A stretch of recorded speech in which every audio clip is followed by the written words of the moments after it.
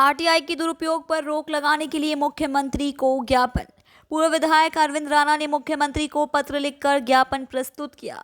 कुछ लोग RTI act के तहत निजी संपत्तियों के निर्माण, मरम्मत या अन्य मामलों में जानकारी मांगते हैं, जिस जानकारी को प्राप्त करने के बाद अधिकारी पर दबाव डालकर व्यक्तिगत रूप से लोगों को परेशान करने में लग जाते हैं।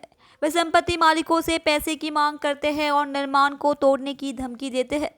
सूरत में ऐसे कुछ मामलों में लोग मानसिक रूप से परेशान होकर आत्महत्या तक करने की स्थिति में पहुंच जाते हैं।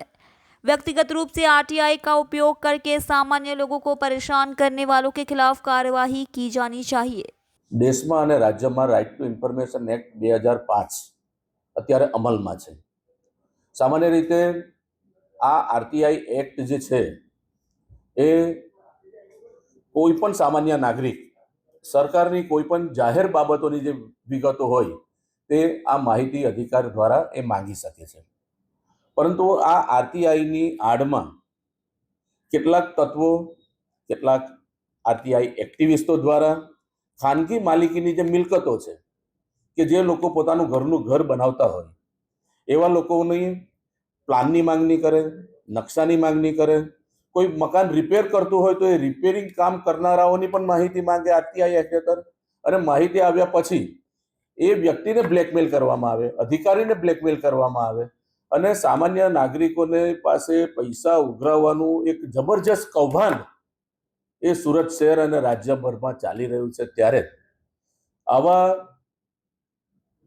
ત્રાસી ગયેલા લોકોની જે રજૂઆત એક ચૂંટાયેલા પ્રતિનિધિ તરીકે જ્યારે અમારી પાસે આવે છે ત્યારે અમે તપાસ કરી તો મહારાષ્ટ્ર રાજ્યની અંદર આરટીઆઈ એક્ટ હેઠળ ખાનગી માલિકીની જે મિલકતો હોય એના બાંધકામના નકશા, એના વાસ્તુ કે એના કોઈ પણ પ્રકારના દસ્તાવેજો નહીં આપવા જોઈએ એવું માહિતી આયોગ દ્વારા પરિપત્રિત કરવામાં આવ્યો છે, આદેશ કરવામાં આવ્યો છે।